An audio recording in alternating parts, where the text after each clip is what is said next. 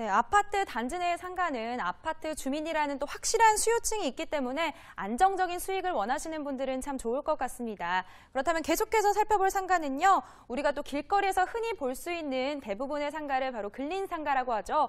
이 근린상가는 또 어떤 특징을 갖고 있는지 알아볼까요? 네, 두 번째로 근린상가에 대해서 좀 알아보면요. 근린상가란 대충 중심 업무 상가라고 이렇게 보시면 좋을 것 같고요. 방금 우리 아나운서가 말씀 주신 것처럼 이렇게 우리가 계속 많이 보일 수 있는 이런 상가들은 거의 근린상가라고 볼 수 있습니다. 이 부분을 좀 개념 지어보면요. 주거생활권 인근에 입지해서 주거지역 일반인들에게 생활 편익을 제공하는 상가라고 볼 수 있습니다. 그래서 이런 상가들은요. 도심에 위치하게 된다면 역세권, 사무 밀집 지역, 대학가, 주거 밀집 지역에 상가들이 다수 포진되어 있는 이런 인재 상권들을 의미하고요. 신도시 같은 경우에는 아파트를 단 한 단지를 포함하는 것이 아니고 여러 단지들의 중심에 있는 형성되어 있는 그런 상가라고 보시면 좋을 것 같습니다. 이런 이제 근린상가 같은 경우에는 단지 내 상가보다는 좀 초기 수익률이 떨어질 수 있습니다. 왜냐하면은 단지 내 상가는 단지를 그 단지에 입주하고 있는 주민들이 독점적으로 이용하기 때문에 아무래도 소형업체라도 업종이라도 이렇게 임대가 좀 안정적으로 맞춰지는 데 반해서요. 이런 근린상가들 같은 경우에는 상가들이 다수 분포되어 있기 때문에 초기에 임대를 맞추기가 좀 쉽지 않은 그런 이제 단점이 있을 수 있습니다. 하지만 그 상권이 좀 안정화되고 성숙화되게 되면은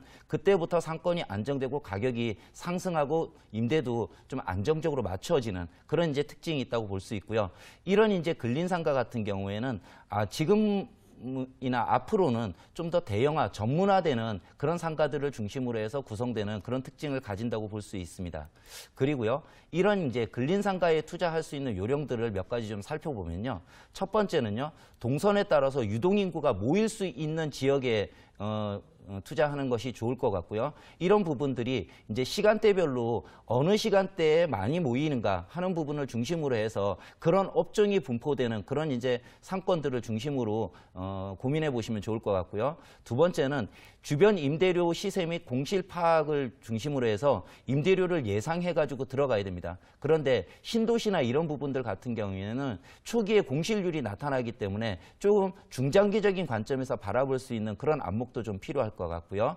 세 번째로는 인접 건물에 인지도 높은 대형 마트, 은행, 할인점이 입점되었을 때 그 상가는 유리하다고 볼 수 있습니다. 왜냐하면은 이 근린상가 같은 경우에는 여러 가지 비슷한 건물 모양의 상가들이 밀집되어 있기 때문에 그중에서 아무래도 내가 선택하는 상가를 특정짓기 위해서는 우리가 소위 얘기하는 일반적으로 우리가 다 알 수 있는 브랜드들이 입점되어 있는 그런 상가들이 여러 다수의 다른 경쟁 상가들보다는 좀 더 유리하게 사람들이 오갈 수 있기 때문에 좀 더 유리한 상가라고 볼 수 있을 것 같고요.